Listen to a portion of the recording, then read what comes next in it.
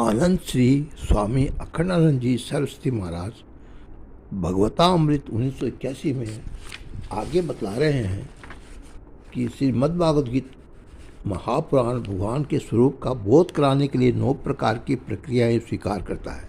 जो प्राकृतिक विश्व सृष्टि देखती है, इसमें जो नाना प्रकार के शरीर दिखाई पड़ते हैं, ये सब कहाँ से प्रकट होते हैं और कहाँ लीन हो जाते हैं। आकाश में जो सूर्य चंद्रमा तारागण तथा अन्य ग्रह व्यवस्थित स्थित कैसे हैं, आपस में लड़कियों नहीं जाते। सृष्टि में जब कोई संकट आता है तब तो पुष्टि देकर अनुग्रह प्रदान करके इसको कौन बढ़ाता है। जीवों की कर्म वासनाएं कैसे भिन्न भिन्न होती है और उनमें परिवर्तन कैसे होता है। कालक्रम के सृष्टि कैसे चलती है, इसमें भगवान भक्त कैसे होते हैं, मन का विरोध कैसा होता है, मुक्ति कैसे निकलती है। ये 9 बातें तो है प्रक्रिया के रूप में, और इन बात सब के आश्रय परम ब्रह्म परमात्मा स्वयं है। अब आप लोग 5वें स्कंद में प्रवेश कीजिए। इसमें स्थिति का निरूपण किया गया है। इसमें भी परमात्मा की सिद्धि होती है। परमात्मा को केवल इंद्रिया और मंत्रों से ही ढूंढोगे तो जड़ तत्व की प्राप्ति होगी। बुद्धि से विचार कर ढूंढेगा तो शून्य तत्व की प्राप्ति होगी। श्रद्धापूर्वक ढूंढोगे तो ईश्वर मिलेगा। अनुभव के द्वारा ढूंढने पर अनुभव स्वरूप आत्मा तो ही अद्वितीय रूप से सिद्ध होगा। इसलिए जो जिस दृष्टि से आत्मा को ढूंढता है उसे उसी दृष्टि में परमात्मा की प्राप्ति होती है। इसको फिर सुन लीजिए। यांत्रिक इंद्रिय ज्ञान से दृढ़ता प्रसिद्ध होती है। बुद्धि की युक्तियों से विचार करने पर शून्य सिद्ध होता है। श्रद्धा से विचार करने पर ईश्वर सिद्ध होता है। और जो सर्वानुभव स्वरूप आत्मा को दृष्टि विचार करेगा उसके सामने अबाधित आत्मा की अद्वितीयता सिद्ध हो जाएगी। अब आप मनुष्य जीवन को बात देखिए। हमारे शरीर में 2 प्रकार की इंद्रियां, एक होती है कर्मेंद्रिय और हाथ और पाँव, ये इंद्रियां अंधी होती है। दूसरी होती है ज्ञानेंद्रिय, जैसे आँख, नाक, कान, जीभ, कान, ये सब प्रकार की शरीर कर्म ज्ञानोपस्थित होता है। मनुष्य के जीवन में कर्म भी है, ज्ञान भी है। इसलिए कुछ साधनाएं तो कर्म प्रदान होती है, कुछ साधनाएं ज्ञान प्रदान होती है। कुछ साधनाएं दोनों से मिश्रित होती है, कुछ साधनाएं दोनों की शांति से होती है, कुछ साधनाएं अपने साक्षी स्वरूप में स्थित होती है। इस प्रकार साधनाओं का वर्गीकरण हो जाता है। इसका गणित है। अनुभवी पुरुष इसको जानते हैं। 5वें स्कंद में स्थित का वर्णन इसलिए है कि सब जगह भगवत तत्व ही भगवत तत्व है। उसके बिना कोई भी स्थान खाली नहीं है। ये स्थान 3 प्रकार के होते हैं।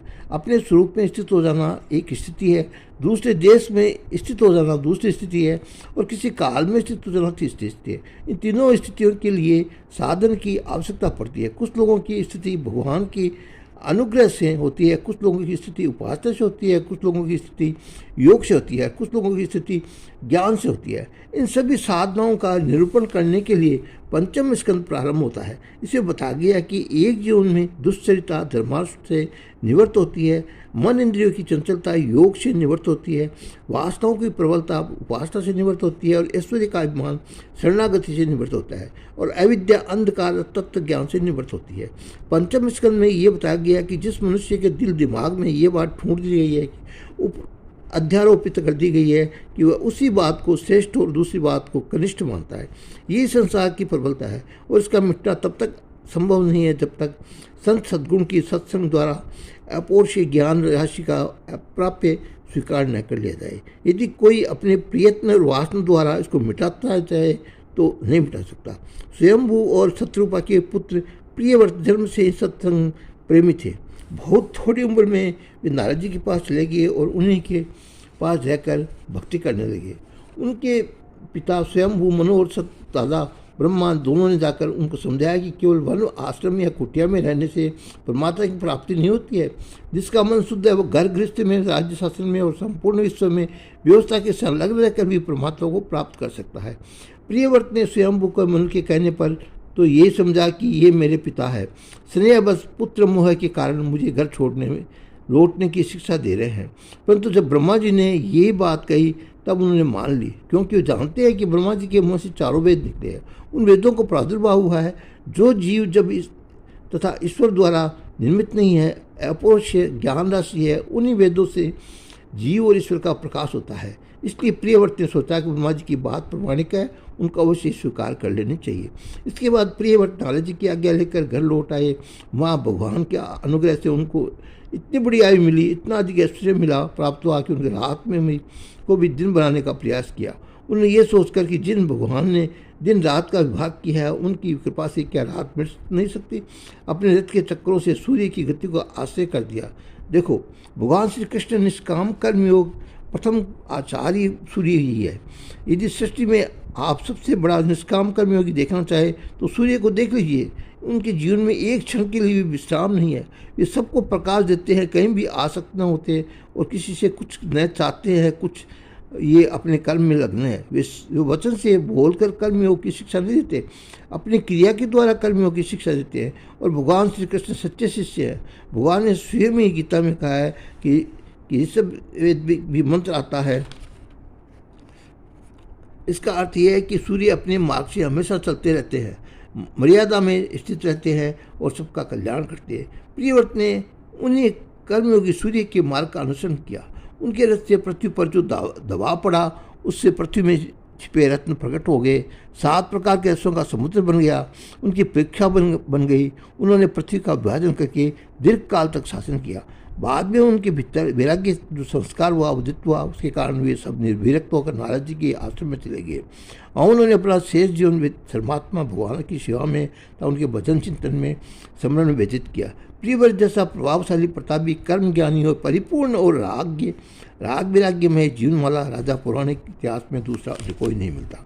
प्रियव्रत के पुत्र ये अग्नि, उनको सुखी करने के लिए ब्रह्मा जी ने उनके पास अपने लोक की अप्सरा भेजी। उनको देखकर अग्निद्र उस पर मुग्ध हो गए। उस पर उन्होंने अपने हृदय से कारस उड़ेड़ दिया। उससे उसकी कई संतानें हुई, उनमें से एक हुई नाभि। अग्निद्र की तत्काल मुक्ति नहीं हुई। अप्सरा से प्रति होने के कारण उन्हें अप्सराओं के लोक में जाना पड़ा। वहाँ जब उनके चरित्र में अनासक्ति का उदय हुआ तब वे मुक्त हुए। उनके पुत्र नाभि धर्मावतार थे। प्रियव्रत के जीवन में जो धर्म और ऐश्वर्य दोनों की प्रधानता थी, उनमें से ऐश्वर्य की प्रधानता हुई और उनके पुत्र अग्निदत्त के जीवन में धर्म और पुत्र की प्रधानता हुई और उनके गोत्र नाभि के जीवन में वे सबसे सब के भगवान के कृपा पात्र और उनके अनुग्रहधारी हुए।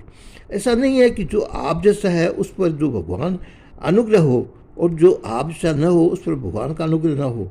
हम अपने को जो बहुत ऊंचा और दूसरे को ऊंचा समझते हैं उसमें भगवान के सिवाय और कोई कारण नहीं है। जहाँ तक बुद्धिमत्ता का प्रश्न है तो पशु पक्षियों में भी होती है। सबको ज्ञान होता है और सब अपने अपने ज्ञान में सबकी निष्ठा होती है। नाभि धर्मनिष्ठ थे। उन्होंने ब्राह्मणों के द्वारा बहुत बड़ा यज्ञ करवाया।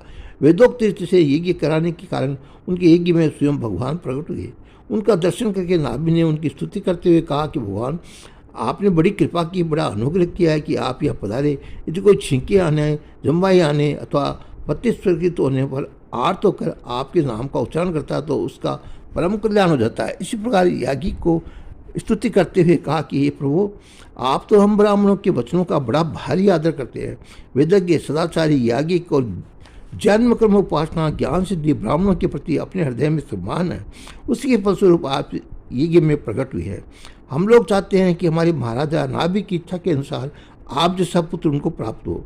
भगवान ने कहा कि ब्राह्मणों, आप लोगों से जैसे सदाचारी विद्वानों ने मुख से निकला है बात कभी मिथ्या नहीं हो सकती, इसलिए मैं स्वयं ही इनका पुत्र बनकर आऊँगा। देखिए, हमारे भगवान ऐसे हैं कि ऐश्वर्य विजय को भी पूर्ण करके अर्थ काम को भी पूर्ण करते हैं और मोक्ष को भी स्वरूप को भी स्वयं ही रहते हैं। इसलिए उनकी प्रतिज्ञा के अनुसार भगवान नाभि के यहाँ मोक्ष स्वरूप ऋषभ देव के रूप में प्रकट हुए। उनकी शोभा आपने ज्ञान के द्वारा हुई। उनको ऋषभ कहते हैं। जब भगवान ऋषभदेव पुत्र रूप में प्रकट हुए तब नाभि भजन करने के लिए चले गए। कहते हैं कि जब ऋषभदेव बालक थे तब इंद्र ने उनके राज्य में वर्षा बंद कर दी, ये परीक्षा कर लेने के लिए कि ये भगवान है या नहीं। भगवान वह होता है जो कर्तु अकर्तु जिससे सब कुछ करने, कुछ न करने और सब कुछ बदल देने का सामर्थ्य हो, जिसके ऐसे में कोई बाधा न पड़े। इसके आगे आनंद श्री स्वामी जी अखंडानंद जी महाराज की भगवतामृत सुनाऊँ उससे पहले जय श्री कृष्णा, जय श्री कृष्ण।